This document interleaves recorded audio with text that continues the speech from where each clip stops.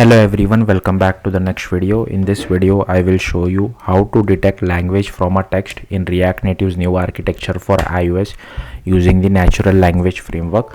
So the natural language framework is part of iOS, so we don't have to worry too much about installing any third-party dependencies. And also it runs on device, so it is like you can run it locally as well without any internet connection. So yeah, that's the other advantage of it. Let me quickly start my simulator so that I can just start running this app as well. By the time I explain you guys all the steps.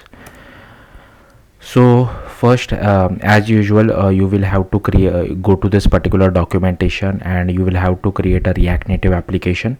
So you can just use this particular command. You don't have to specify the version, so whatever is the latest version at the time of you guys watching the video, you would be able to pick it. If you are not using this dash version, I'm using React Native version 78 at the time of recording. Also, you can replace this turbo module example with your own project name. So yeah, that's the other thing which you can do. So once you create a project, so you would see something like this. First, as it is specified in the documentation, we need to create this specs folder. Inside that we have to create this TypeScript file. Now I will change the file name a little bit, but the file name has to be start with the word native. Rest you can give it whatever you feel like. So here you can see inside our React Native root of the project, we have created this specs folder. Inside that I have created this TypeScript file name native language detector.ts. Now if you are doing this for the very first time, it's better you follow what name I have given to this TypeScript file, because this name will be used in lot other places as well. Then all I have done is that I have just copy pasted this entire bit of code and just pasted it inside our TypeScript file. Only thing is we don't require all these 4 methods, so we only require one method called detect language, which will take some text and it will give you the output language which it has detected.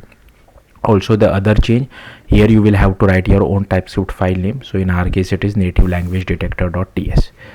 Once you do that, you will have to go to your package.json file. Just give me a second. Okay, so you will have to go to your package.json file and just copy paste this bit of code and paste it inside your package.json. So as you can see, I have already pasted it.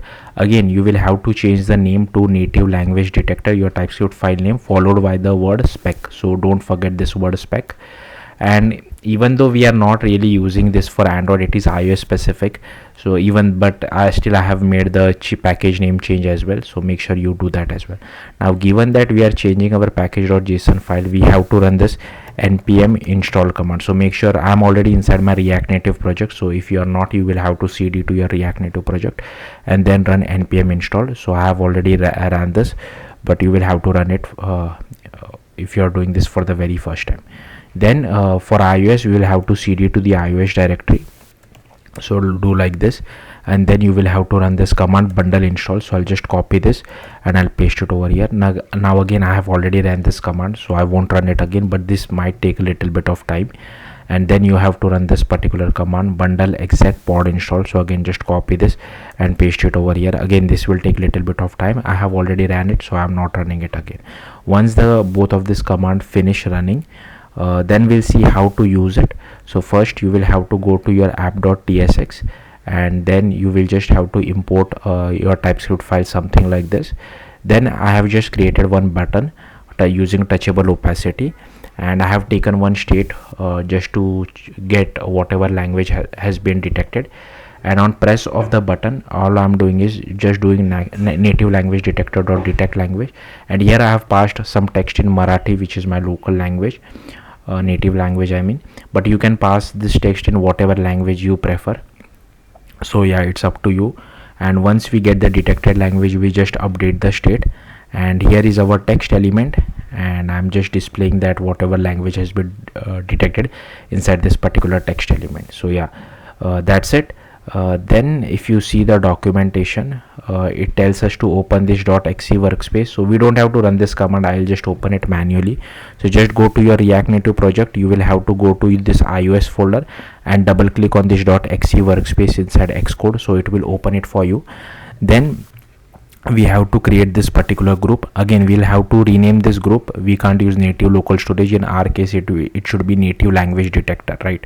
So I have already created the group, but if you don't know how to create a group, just go to your project, and here you just have to right click on it, new, so new group, just click on this, and just so something like this, and you will have to name it as native language detector. Now I already have it, so I'll just delete this one, the new one which I have created. Then you will have to click on this group which we have already created, which we already have, and just right click on it. Do not use this new empty file, you have to use this new file from template. And let's just wait a second. You will have to select Coco Touch class, you will have to click on next, and you have to name it as RCT followed by the TypeScript file name, which is native language detector. So you will have to write the entire thing. Just show it to you, native language detector, and just click make sure you select the language as Objective-C and click on next, and then click on finish. So I have already created this, so I won't create it again. Then Xcode will immediately ask, do you want to create a bridging header? Click yes. So you should see this particular header file, this particular file, as well as this particular bridging header file. Inside the bridging header file, you have to add this particular import. Now this is only applicable from React Native 77 onwards. So yeah, this is a new thing which we have to do. And I am writing the main logic inside a Swift file. So again, you will have to right click, new file from template, select Swift file, click next, give name as native language detector, make sure this target is checked, and click on create. So again, like I said, I have already created this. So firstly, let me show you this particular bit of code, because this is not there in the documentation. In the documentation, they have done everything with Objective-C, and their use case is also very different. They are storing key value data. In our case, we are detecting language. So first we have to import UIKit as well as natural language. We have to annotate this with this class as @OBGC members, because we need to call this from Objective-C. Then we create this NL language recognizer. Here we have created a method called detectLang, which takes some text and returns the detected language. So here we just do recognizer.processString. Then we get the dominant language out of it. If it is not able to find, then we return null. Otherwise we return language.raw value. Okay, then here we go to our header file. Now this I have copied it from the documentation. So if I just show it to you, just give me a second. Okay,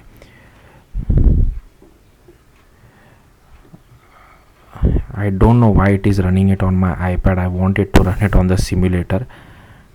Okay, I think my simulator is not getting boot up. Okay, sorry about this, just give me a second. I'll just run it from Xcode, because sometimes like you don't have to run it from Xcode, but in my case it always picks up the wrong device, that's why. Anyways, coming back to our code. So here you can see they have created this header file code, but unfortunately they have forgot this particular bit of line of code. Maybe by the time you watch it, they might try to add it, but at least now when I am recording this video, it is not present. So you will have to just copy the code, then you will have to change the name. So here it will be native language detector, as well as over here, and the file name also should be RCT native language detector, and here it also should be native language detector. And here we just do ns assume non-null end. Okay, then going back to our Objective-C file. So firstly we'll have to change the extension to .mm, so it is Objective-C++. Then we firstly have to import our header file. This should be your bridging header name. Don't copy my bridging header name. Typically bridging header name is your project name, as you can see over here, or you can check over here, RN app. So that's why what I have written over here. -swift.h will be common for everyone. Then here I have created this interface called RCT native language detector. Again, this I have copied it from documentation, but we are not writing anything inside the interface here. Then we have created this implementation as well. Again, I have copied this line from documentation, this line as well from documentation. Only the file name has been changed, like the class name or whatever we call this it in Objective-C. Then here we just initialize our Swift file. So that's what we do over here. Then this I have copied it from the documentation again. Only this particular name has been changed. Yeah, rest everything remains the same. Then here we override the detect language method, which we have defined it inside our TypeScript file, and then we just call detect language with text method from our TypeScript file. Sorry, this is from our Swift file, and pass the actual text to it, and once we get the output we just send it back to React Native side. Now let's see if the output is ready. So yeah, the output should be ready in a bit, but one thing which I want to tell you is that it won't give you the actual language name, it will only give you the language code. So suppose if it is English, it might only give you EN US or EN UK or just EN as well. I mean the letters ENN. So in my case Marathi, it would be just giving me MR. So what you can do is basically create one JSON file and map the language code to the actual language, and once you get the language code from this particular bit of code which we have written, then you can just check inside your JSON file what exact language does it matches to, and with the help of that you can get the actual language. So let's just wait for this, it's taking a bit of time.